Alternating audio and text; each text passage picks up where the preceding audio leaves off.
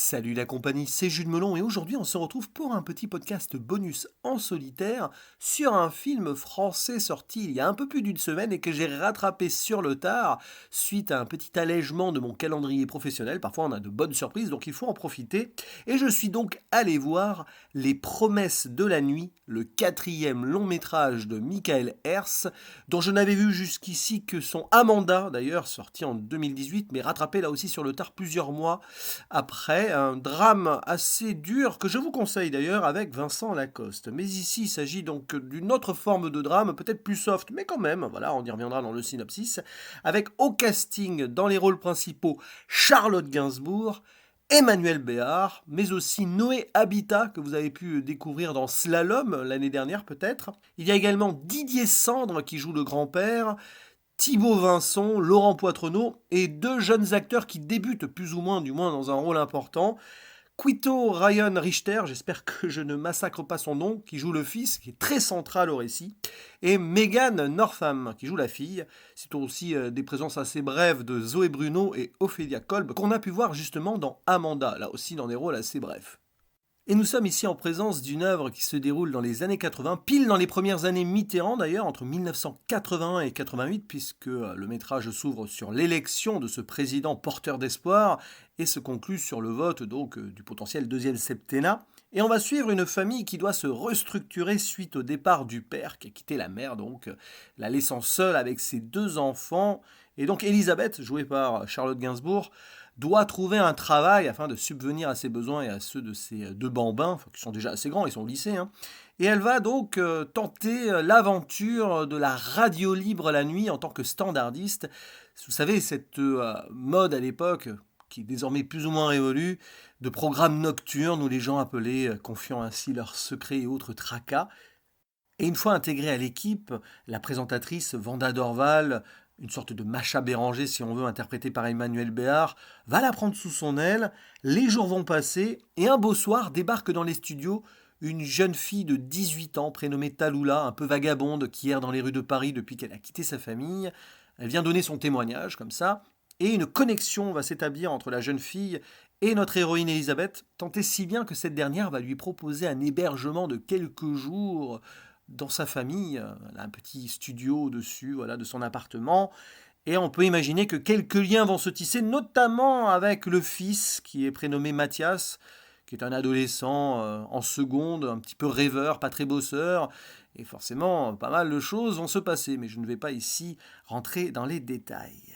D'autant plus que ce n'est pas un film qui repose avant tout sur son intrigue, on est plus ici en présence d'un métrage atmosphérique qui nous replonge avec subtilité, finesse et certes nostalgie pour celles et ceux qui l'ont vécu, même si ce n'est pas le propos principal ici, dans les années 80, sans forcément rentrer dans des gros poncifs du genre. Certes, on a les années Mitterrand, mais c'est plus un repère historique, mais par exemple, au niveau de la musique, on évite des gros clichés, à part Cambodia de Kim Wilde, fredonné par la voisine pour un instant comic relief. Le reste, c'est plus de l'underground. Hein. Je vous invite à chercher la playlist, par exemple, sur Spotify. Vous tapez le titre du film et hop, vous l'aurez. Eh bien, ouais, il y a pas mal de petites pépites pas trop connues, à part peut-être Jody des Innocents, mais c'est pas leur morceau le plus célèbre non plus. Et il y a aussi des références à l'art en général, la poésie rapidement, avec cette citation d'auteur qui a donné le nom à l'émission Radio Libre Nocturne, Les Passagers de la Nuit, c'est pour ça que le film s'appelle comme ça, et bien sûr le cinéma qui est convoqué à plus d'un moment, puisque les jeunes voilà, vont un petit peu se faire quelques séances, parfois plus ou moins légalement, et à un moment, en 1984, ils ont le choix entre Paris, Texas de Wim Wenders, Birdie d'Alan Parker, finalement ils ne peuvent pas aller le voir parce qu'ils arrivent trop tard, et donc un film d'Eric Romer devant lequel ils se retrouvent par hasard, Les Nuits de la Pleine Lune. Et c'est marrant parce que à la fois ils vont un petit peu se moquer, mais être fascinés par l'œuvre, et même que Taloula, donc notre jeune vagabonde, va être subjuguée. Elle va vouloir peut-être faire du cinéma derrière, s'identifiant à l'actrice Pascal Augier qui mourra quelques années après de façon prématurée. Voilà plein de petits détails qui font ainsi l'ambiance de l'œuvre et qui nous attachent aux personnages et à leurs sentiments. Et puis il y a aussi un beau travail de reconstitution d'époque. Alors ils ont tourné dans le 15e arrondissement hein, pour la plupart du temps, près de Beaugrenelle, où on va dire les édifices font encore très années 80. Mais il y a aussi l'intégration d'images d'archives qui sont allées chercher un petit peu à droite à gauche, avec ce grain particulier, et même certaines scènes qui ont été tournées avec cette tonalité d'image pour nous raccrocher à l'époque. Tandis que le film, lui, voilà, est filmé avec une netteté à peu près moderne. Hein, mais voilà, il y a cette plongée-là qui fait du bien, j'ai envie de dire, qui est assez classique hein, sur un certain point, mais qui fait le travail et qui rend l'ensemble bien convaincant. Et après, il y a surtout donc ces réflexions sur l'humain, notamment à travers le personnage d'Elisabeth, la mère de famille, qui se retrouve seule, qui doit en fait aller au-delà de son rôle de mère, de redevenir femme. Il y a ça aussi. Alors c'est assez terrible parce qu'au début du métrage, elle parle avec son père, qui lui fait sous-entendre qu'elle n'a jamais travaillé, qu'elle ne sait pas faire grand-chose. Et on va donc suivre ici une forme d'émancipation, mais avec pas mal de doutes de cette dame donc qui doit avoir la quarantaine. Hein. Bon, on n'a jamais vraiment l'âge exact, mais comme ça se déroule sur 7 ans, forcément, elle vieillit un peu, qui va reprendre goût à la vie avec le travail, avec des rencontres masculines qui se passent plus ou moins bien, et aussi donc cette idée d'avoir presque une nouvelle enfance sur le tard, même si c'est pas exactement l'idée ici. C'est très intéressant. Puis moi j'aime surtout le propos de base qui nous montre donc une femme qui va pas très bien, qui doit se reconstruire, mais qui très vite accepte l'idée d'aider quelqu'un comme pour s'aider elle-même. Donc il y a une idée d'échange, de générosité ici, et c'est assez touchant. Voilà, sans rentrer plus dans les détails non plus, parce que c'est vrai que après, j'ai envie de dire que le métrage est très central sur l'histoire de Tallulah aussi, qui a des soucis sans rentrer forcément dans l'analyse précise pour laisser un petit peu de suspense à celles et ceux qui comptent le voir. Je pense qu'il est encore en salle hein, pour quelques jours si jamais vous voulez vous laisser tenter.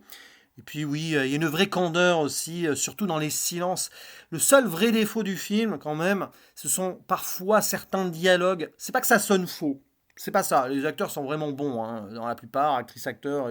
Ça fait le travail, notamment Noé Habitat, hein, qui décidément va aller loin, parce que dans Slalom, déjà, elle était très très bien. Elle a d'ailleurs ce côté, ce phrasé un petit peu, on va dire, fragile, que j'aime beaucoup. Bref, c'est pas au niveau du jeu, voilà, mais c'est parce que parfois, quand ça discute, on s'y perd un peu, et c'est un film qui fonctionne tellement sur l'ambiance que les moments où ça ne parle pas, où il y a des regards, où la caméra cherche le visage et l'attitude des personnages, là, franchement, ça fait mouche. Ces moments aussi où voilà, ils parcourent certains chemins, que ce soit à vélo, à mobilette, en train, en métro. Il y a plein de petits trucs comme ça. On voit d'ailleurs que le metteur en scène est amoureux d'un certain cinéma à l'ancienne, ça se sent. C'est pas pour rien, je pense, qu'il invoque un petit peu Eric Rohmer, à mon avis, il aime beaucoup. Et voilà, il y a plein de petites choses comme ça. C'est un film qui se vit, qui ne se raconte pas spécialement. Vous voyez, j'ai pas spécialement grand-chose à dire sur l'histoire en tant que telle, qui évolue sur 7 ans. C'est intéressant de voir comment les jeunes passent de l'adolescence à la vie de jeune adulte et tout, même si on se concentre vraiment plus sur le fils hein, que la fille, qui est un petit peu laissée de côté. Mais bon, c'est un choix de base par rapport aussi au personnage de Tallulah. Mais voilà, donc vous avez un petit peu de coming of age, de drame psychologique, d'ouverture, d'émancipation dans ce film. C'est intéressant.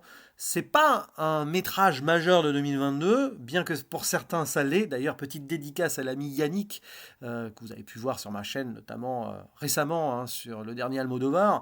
Et c'est grâce à lui que je me suis laissé tenter un petit peu par surprise, parce que c'est un de ses films préférés de l'année. Et je peux comprendre, parce que ça fait du bien. Voilà, vous rentrez dans l'idée et dans l'ambiance, et à mon avis, vous allez vous laisser porter jusqu'au bout. Ne vous attendez pas à un truc qui va être impérissable ultimement, mais c'est sur l'instant que ça fonctionne et ça laisse une trace derrière. Donc je pense que c'est le principal et là-dessus, notre cher metteur en scène Michael Hers a réussi son pari. N'hésitez pas à dire en commentaire ce que vous avez pensé de ce métrage. Voilà, moi je vais vous laisser ainsi sur ces quelques mots en vous disant à la prochaine. Ciao.